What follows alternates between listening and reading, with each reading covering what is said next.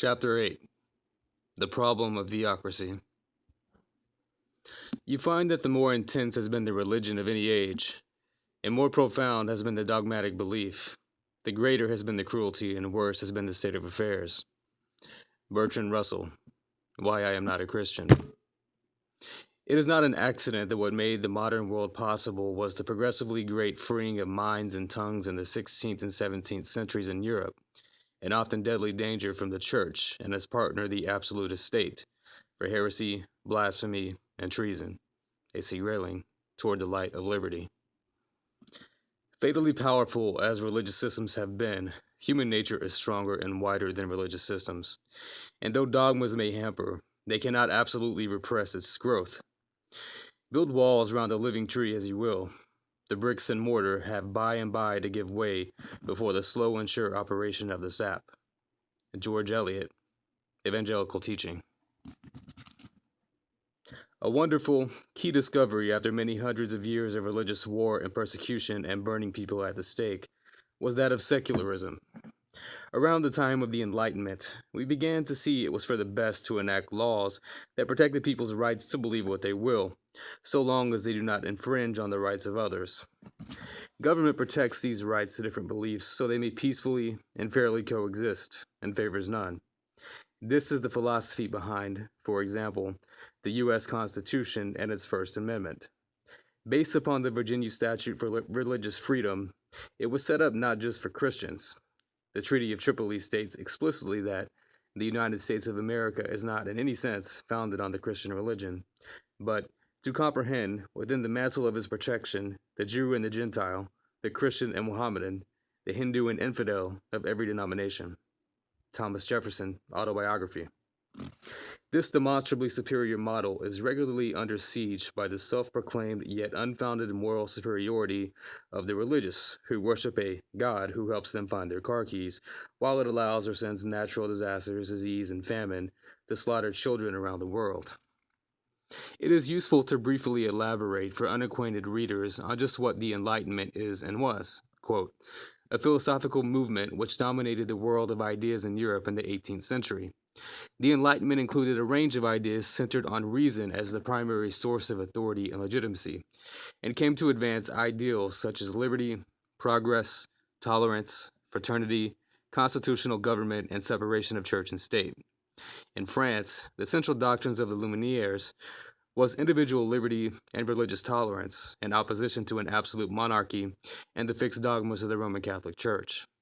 Attempts to reconcile science and religion resulted in a widespread rejection of prophecy, miracle, and revealed religion. End quote.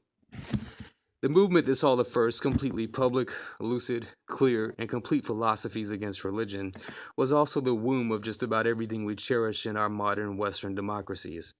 It was not Christianity, which reigned oppressively, supporting things such as the divine right of kings all through the Dark Ages, and viewed this world and man and his pursuits at bettering this world as vain and hopelessly sinful. Religion was at the core of what had to be fought to obtain liberty. It was about obedience. Religion was widely seen by Enlightenment thinkers as something which diminished believers to shadows of their human potential and turned them into slaves of an illusory power, represented by the very real power of priests and kings who had grown rich and powerful on the backs of superstitious people. If you've seen the ultimately utterly disappointing show Lost, and you remember names like Rousseau and Jeremy Bentham and David Hume, you've been acquainted with some of the great Enlightenment names. Their religious positions ran from deist to atheist. Almost all rejected Christianity. In fact, in France, with thinkers like Diderot and Baron de Holbach, we have what appears to be the first explicitly and completely atheist works in history, which still had to be published anonymously for fear of death if they were burned publicly.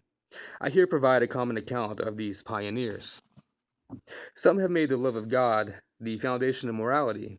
If we did a good act merely from love of God and a belief that is pleasing to Him, whence arises the morality of the atheist? Diderot, de Holbach, Condorcet, d'Alembert are known to have been among the most virtuous of men. Their virtue, then, must have had some other foundation than the love of God.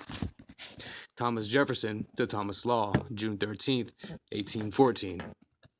The values Enlightenment thinkers extolled, such as humanism and reason, have succeeded to such a degree that they often now reside in the same mind, compartmentalized beside contradicting religious dogma.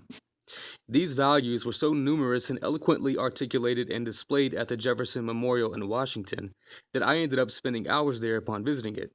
The phrase prominently displayed there in the rotunda, the tyranny over the mind of man being referred to, which he swore eternal hostility upon the altar of God against, is not often known, was the schemes of the Christian clergy who were trying to block his presidency. See Jefferson Letter to Benjamin Rush, September 23, 1800. Humanism had its birth in classical Greece, whose thinkers looked away from the gods and divine command and the supernatural and superstition, and to empiricism and rationality in humanity. There were several atheistic philosophers in classical antiquity who were never quite as explicit as their later aforementioned Enlightenment counterparts. It was reborn with the Renaissance and really took hold with the Enlightenment. Those who do know their history know that reason was paramount above all in this era. It has been said that reason is a slave of the passions. This can be the case, but as ever, what is the thing that allows one to recognize this and improve the situation? What allows you to correct past errors in reasoning? Reason. When the passions are a positive driving force, empathy, love, passion for a goal, it is again reason that allows you to recognize this and appreciate, understand, cultivate, strategize, avoid excess, or actions that would be injurious to that passion. So when reason isn't primary, it's still indelible.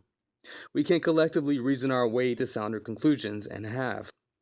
As another American revolutionary so succinctly put it, those who invalidate reason ought seriously to consider whether they argue against reason with or without reason.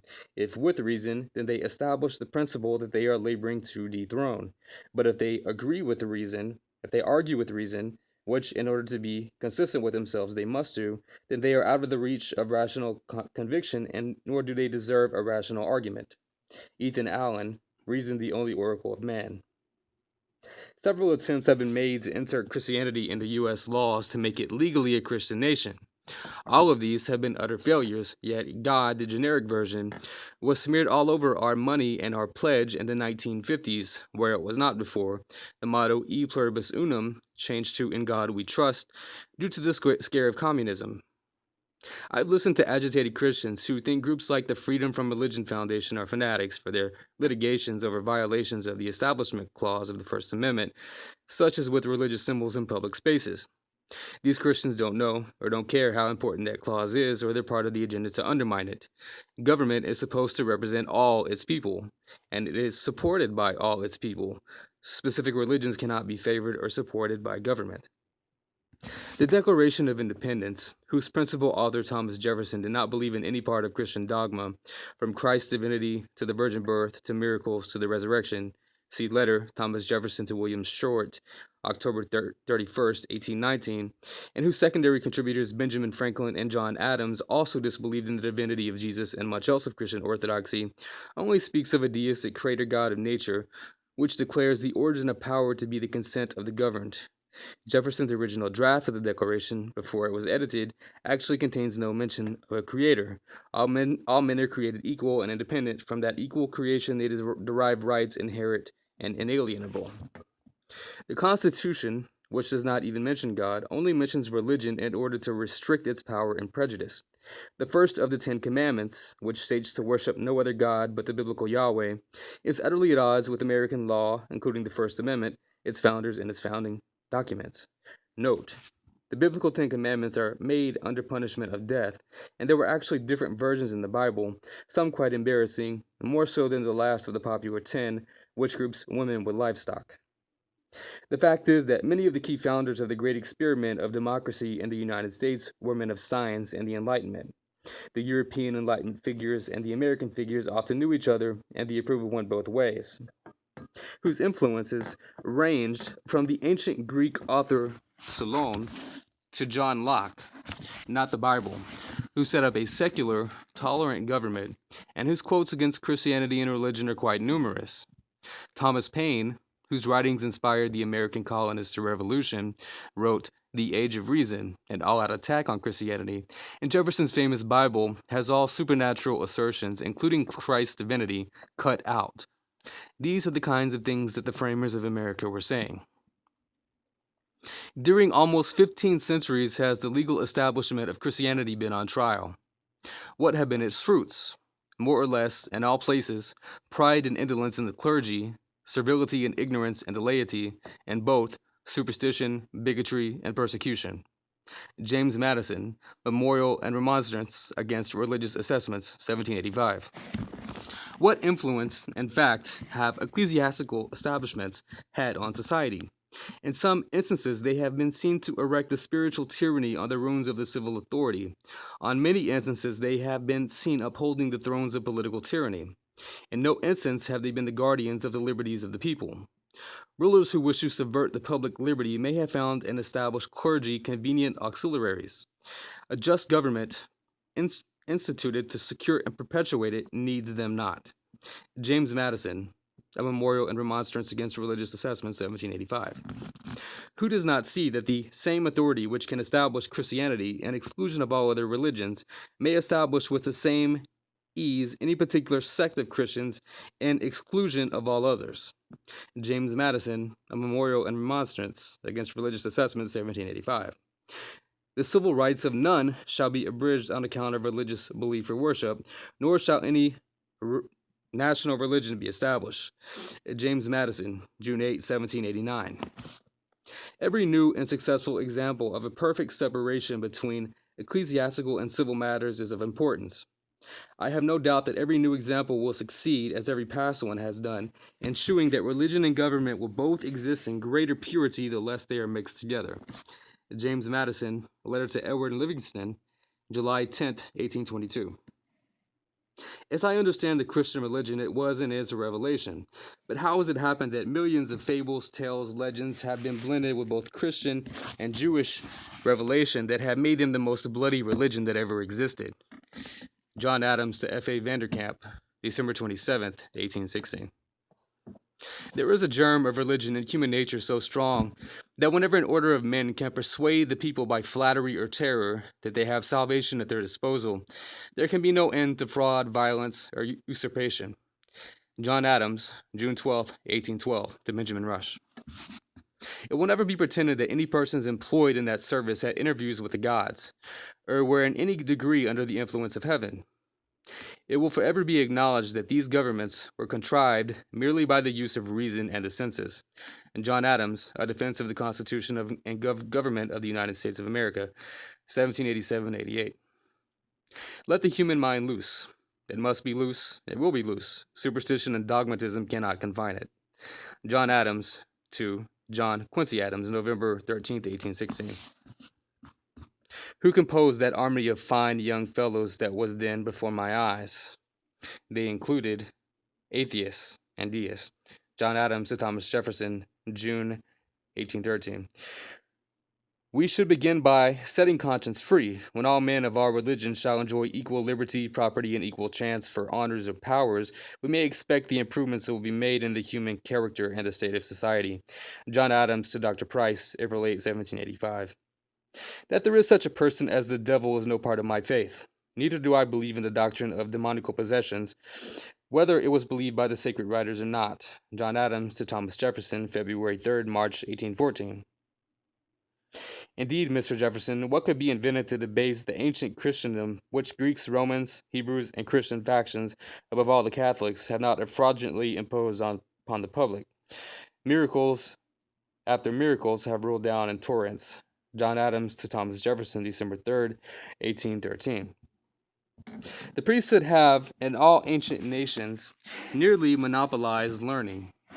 And ever since the Reformation, when or where has existed a Protestant or dissenting sect who would tolerate a free inquiry? The blackest Billingsgate, the most ungentlemanly insolence, the most Yahowish brutality is patiently endured, countenanced, propagated, and applauded.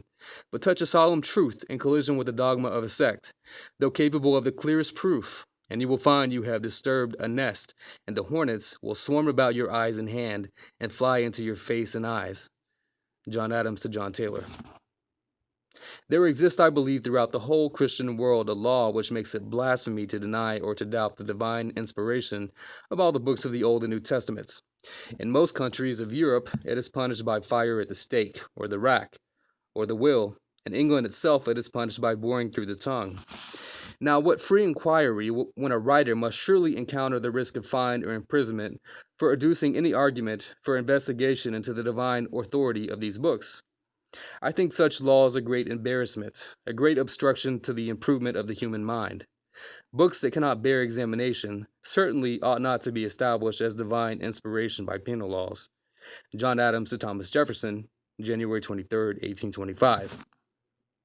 All national institutions of churches, whether Jewish, Christian, or Turkish, appear to me no other than human inventions set up to terrify and enslave mankind and monopolize power and profit. Thomas Paine, The Age of Reason. Whenever we read the obscene stories, the voluptuous debaucheries, the cruel and torturous executions, the unrelenting vindictiveness with which more than half of the Bible is filled, it will be more consistent that we call it the word of a demon than the word of God. It is a history of wickedness that has served to corrupt and brutalize mankind. Thomas Paine, The Age of Reason. We do not admit the authority of the Church with respect to its pretended infallibility, its manufactured miracles, its setting itself up to forgive sins. It was by propagating that belief and supporting it with fire that she kept up her temporal power. Thomas Paine, The Age of Reason. It is necessary to the happiness of man that he be mentally faithful to himself. Infidelity does not consist in believing or in disbelieving. It consists in professing to believe what one does not believe. Thomas Paine, The Age of Reason. It is a contradiction in terms and ideas to call anything a revelation that has come to us at second hand, either verbally or in writing. Revelation is necessarily limited to the first communication. After this, it is only an account of something which that person says was a revelation made to him. And though he may find himself obliged to believe it, it cannot be incumbent on me to believe it in the same manner. For it was not a revelation made to me, and I have only his word for it that it was made to him. Thomas Paine, The Age of Reason. When a religion is good, I conceive it will support itself, and when it does not support itself, and God does not care to support it, so that its professors are obliged to call for the help of the civil power, 'tis a sign, I apprehend, of it being a bad one. Benjamin Franklin to Richard Price, October 9, 1780. If we look back into history for the character of the present sects in Christianity, we will find few that have not in their turns been persecutors and complainers of persecution. The primitive Christians thought persecution extremely wrong in the pagans, but practiced it on one another. The first Protestants of the Church of England blamed persecution in the Romish Church, but practiced it upon the Puritans. These found it wrong, and the bishops fell into the same practice themselves, both here, England, and in New England. Benjamin Franklin to the London Packet, June 3, 1772. History, I believe, furnishes no example of a priest-ridden people maintaining a free civil government. This marks the lowest grade of ignorance, of which their political as well as their religious figures will always avail themselves for their own purposes. Thomas Jefferson to Baron de Humboldt, 1813. And the day will come when the mystical generation of Jesus, by the Supreme Being as his Father in the womb of a virgin, will be classed with the fable of the generation of Minerva and the brain of Jupiter. But we may hope that the dawn of reason and freedom of thought in these United States will do away with all this artificial scaffolding. Thomas Jefferson to John Adams, April 11th, 1823. As you say of yourself, I too am an Epicurean. I consider the genuine doctrines of Epicurus as containing everything rational and moral philosophy which Greece and Rome have left us. Thomas Jefferson to William Short, October 31st, 1819. Our civil rights have no dependence upon our religious opinions more than our opinions in physics or geometry. Thomas Jefferson, the Statute for Religious Freedom in Virginia. But it does me no injury for my neighbor to say there are 20 gods or no God. It neither picks my pocket nor breaks my leg. Thomas Jefferson, Notes on Virginia. Judges have usurped in their repeated decisions that Christianity is part of the common law. The proof of the contrary, which you have adduced, is incontrovertible, to wit, that the common law existed while the Anglo-Saxons were yet pagans, at a time when they had never yet heard the name of Christ pronounced, or knew that such a character had ever existed. Thomas Jefferson to Major John Cartwright, June 5, 1824. I am certainly not an advocate for frequent and untried changes in laws and constitutions. But I also know that the laws and institutions must go hand in hand with the progress of the human mind. As that becomes more developed, more enlightened, as new discoveries are made, new truths disclosed, and manners and opinions change with the change of circumstances, institutions must also advance and keep pace with the times. We might as well require a man to wear still the coat which fitted him when a boy, as civilized society to remain ever under the regimen of their barbarous ancestors. Thomas Jefferson to Samuel Kercheval, July 12, 1816. It is between 50 and 60 years since I read it, the Apocalypse, Revelation, and I then considered it merely the ravings of a maniac, no more worthy nor capable of explanation than the incoherencies of our own nightly dreams. Thomas Jefferson to General Alexander Smith, January 17, 1825. The whole history of these books, the Gospels, is so defective and doubtful that it seems vain to attempt minute inquiry into it, and such tricks have been played with their text and with the texts of other books relating to them, that we have a right from that cause to entertain much doubt what parts of them are genuine. In the New Testament there is internal evidence that parts of it have proceeded from an extraordinary man, and that other parts are of the fabric of very inferior minds. It is as easy to separate those parts as to pick out diamonds from dunghills. Thomas Jefferson to John Adams, January 24, 1814. It is not to be understood that I am with him, Jesus, in all his doctrines. I am a materialist. He takes the side of spiritualism. He preaches the efficacy of repentance towards forgiveness of sin. I require a counterpoise of good works to redeem it. Among the sayings and discourses imputed to him by his biographers, I find many passages of fine imagination, correct morality, and of the most lovely benevolence, and others again of so much ignorance, so much absurdity, so much untruth, charlatanism, and imposture, as to pronounce it impossible that such contradiction should have proceeded from the same being. I separate therefore the gold from the dross, restore to him the former, and leave the latter to the stupidity of some and roguery of others of his disciples. Of this band of dupes and impostors, Paul was the great Corpheus and firm corrupter of the doctrines of Jesus. The serious enemies are the priests of the different religious sects, to whose spells on the human mind its improvement is ominous. The Presbyterian clergy are loudest, the most intolerant of all sects, the most tyrannical and ambitious, ready at the word of the lawgiver, if such a word could now be obtained, to put the torch to the pile, and to rekindle in this virgin hemisphere the flames in which their oracle Calvin consumed the poor Servetus. Thomas Jefferson to William Short, April 13, 1820.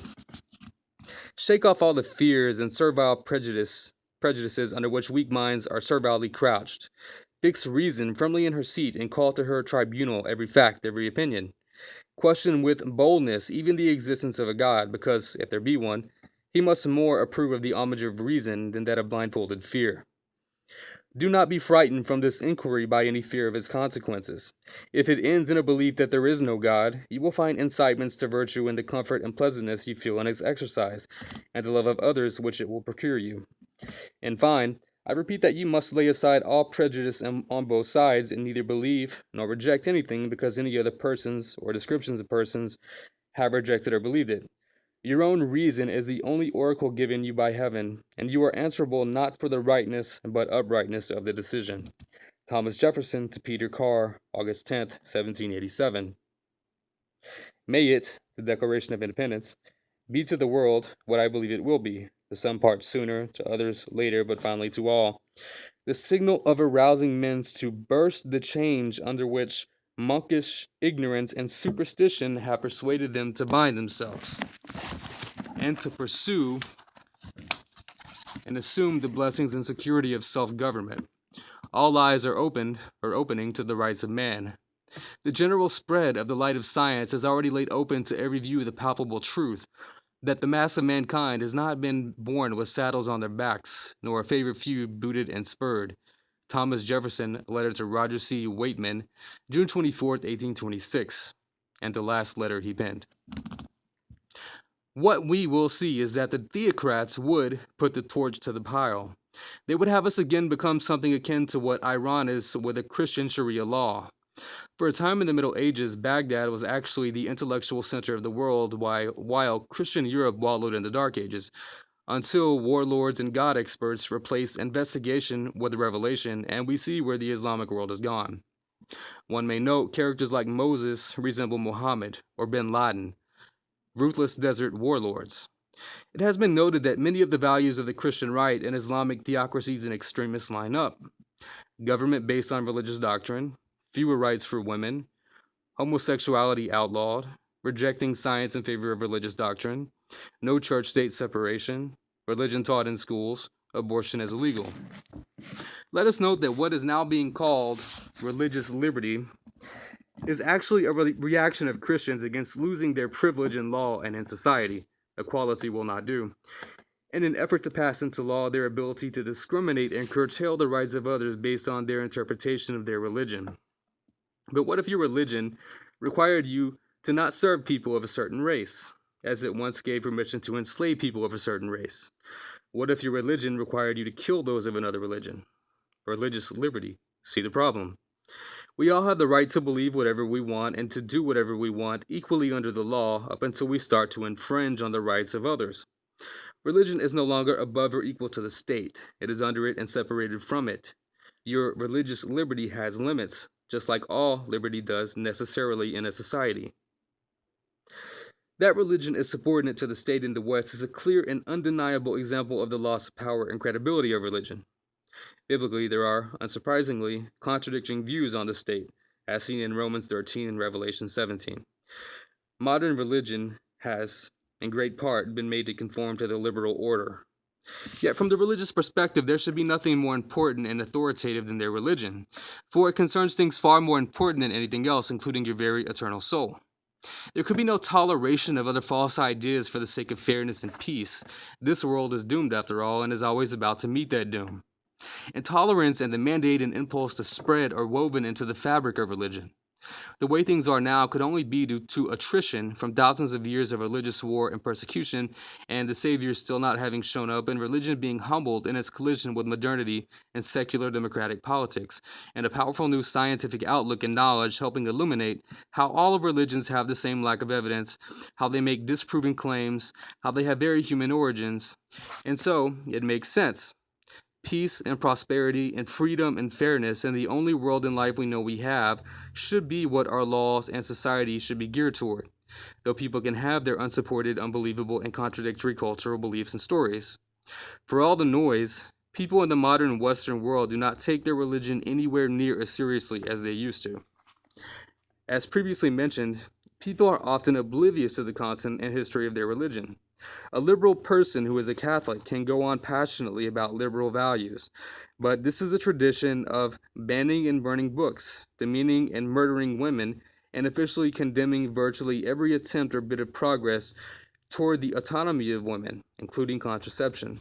A long line of popes, officially infallible vicars of Christ, loudly, officially denouncing democracy, modernity, freedom of speech and press, of denouncing homosexuals and hundreds of years of mass murder and persecution of Jews, Protestants, though Protestants have had their bloody fun over the centuries too, and many others, of a 20th century alliance with fascism and Nazism, an institution that spent its existence as an all-controlling totalitarian state who burned people for trying to read and translate their own Bible. It took secular democratic politics and science winning the war of ideas and forcing Christians to stop burning each other alive. That is where we get the Christianity of the West today, of relatively smiley-faced, docile churches in the Bible Belt, which are, despite continually losing members exponentially, making their profit in a free market of ignorance, where most tornadoes, floods, and hurricanes curiously occur. Secular democracy is the answer, and there's no justifiable doubt about this. We've seen what a world run by Christianity looks like. We've seen it for many hundreds of years. It outdid the worst of what Islamic extremism has been able to do in the present. Only people who are uninformed or lack the capacity to read and value and parse evidence objectively would ever desire such a thing. Allowing humanity to take steps forward into the future entails uncertainty and risk, but so does anything worthwhile. Giving power to the religious who tell us to put out the torch of reason and knowledge as we pass through those unknown regions, or holding humanity as caged captives to fear and ignorance, are tactics that cannot last forever while entailing just as much risk entailing ultimately death. Any person with humanity, much less sense, surely can't not countenance such things. When we did break free of superstition, ignorance, theocracy, serfdom, priests, and kings to empiricism, humanism, and Enlightenment values, and a rational, cosmopolitan outlook replaced tribal, parochial, fearful, fanatical religious ones, we saw the humanitarian revolution, the abolition of slavery, inquisition, and public executions, bringing individual rights even for women and children. Democratic politics was scientific method at odds with totalitarian religion, and we began to take off like a rocket in our understanding, health, ability, morality, society, despite some turbulence. The free thinkers and true seekers of the world, past and present, deserve one monumental nod from human civilization. A few recommendations for the topic of the Enlightenment and beliefs and influences of the American founders. The Enlightenment, Peter Gay. The Swerve, How the World Became Modern, S. Greenblatt. The Enlightenment and Why It Still Matters, Anthony Pagden.